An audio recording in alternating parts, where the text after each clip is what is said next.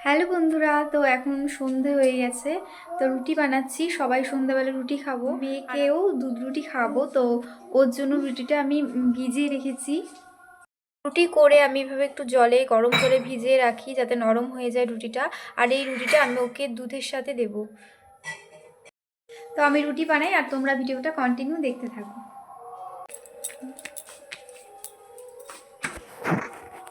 তো মেয়েকে খাওয়াচ্ছি, মেয়ের খাওয়া কমপ্লিট হয়ে গেলে আমরাও খেয়ে নেব। আর আমি কিন্তু চা বসিয়ে এসেছি, চা বসিয়ে তারপর মেয়েকে খাওয়াচ্ছি।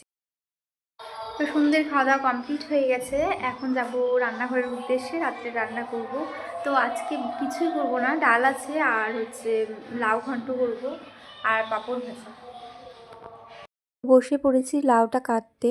জানো তো লাউটা না একদম ভালো ছিল না, লাউয়ের থেকে একদম জল বেরোয়নি যখন রান্না করেছিলাম। তো আমি এই জল অ্যাড করেছিলাম যাতে লাউটা ভালোভাবে সিদ্ধ হয়। আর ওদিকে আমার মেয়ে আর মিষ্টি মিলে নাচানাচি করছিল, দুজন মিলে, তাই দেখছিলাম। হ্যালো বন্ধুরা, তো এখন বাজে হচ্ছে সকাল 10টা। তো এখন থেকে আমি আমার ভিডিওটা আবার স্টার্ট করি। ঘুম থেকে উঠতে অনেকটা লেট হয়ে গেছে আজকে। আমি যেহেতু আজ রোববার, তাই একটু দেরি করে উঠেছি। আর আমার মেয়েও দেরিতেই উঠেছে, তো ওকে খাইয়ে টাইয়ে আস্তে আস্তে আমার দেরি হয়ে গেল। আর এখন বিছানা উঠিয়ে নেব। তো আমার ভিডিওটা কন্টিনিউ দেখতে থাকো।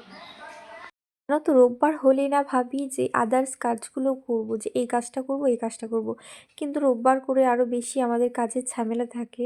যেহেতু সবাই বাড়িতেই থাকে আর আমাদের বাড়িটা তো তোমরা জানোই জয়েন্ট ফ্যামিলি, তাই আর রোববার করে কোনো কাজ করা হয়ে ওঠে না।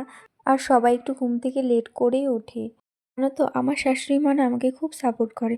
এক এক সময় আমি বলি, মন খারাপ হয়ে যায় যে মা আমি কি পারবো এগিয়ে যেতে, তো মা আমাকে সাহস দেয়, বলে যে কেন পারবে না, সবাই যদি পারে তাহলে তুমি কেন পারবে না। শুধু আমার শাশুড়ি মাই নন, তো আমাদের বাড়ির সবাই আমাকে খুব সাপোর্ট করে। আমি তোমাদের সাথে রোজ দিন ভিডিও শেয়ার করার চেষ্টা করব। আর তোমরা আমার পাশে না থাকলে আমি কোনোদিনও এগিয়ে যেতে পারবো না। তো প্লিজ তোমরা আমার পাশে থেকো। আর তোমাদের কীরকম ভিডিও দেখতে ভালো লাগে আমাকে কমেন্ট বক্সে জানিও। তো আমি সেই রকম ভিডিও তোমাদের সাথে শেয়ার করার চেষ্টা করব। তো আমার এদিক বিছানা গোছানো কমপ্লিট হয়ে গেছে, এখন আমি যাব আমার মেয়েকে স্নান করাতে। আমার মেয়ে স্নান একদম কমপ্লিট হয়ে গেছে। তো ওকে এখন আমি জনসন বেবি ক্রিমটা মাখিয়ে দিচ্ছি মুখে। তো আমি অন্য কিছু ইউজ করি না, শুধু জনসন বেবিটাই ইউজ করি। দেখো আমি ওকে ক্রিম মাখিয়ে দিচ্ছি আর ও খেতে চাইছে। হাই, ঘুম হয়েছে? ঘুম হয়ে গেছে? Good evening. পাপা বলো তো গুড ইভিনিং, বলো গুড ইভিনিং। তো আমার মেয়ে ঘুমিয়েছিল, তো এখন বাজে 5টার মতন। তো ওর ঘুম হয়ে গেছে, তো উঠে গেছে।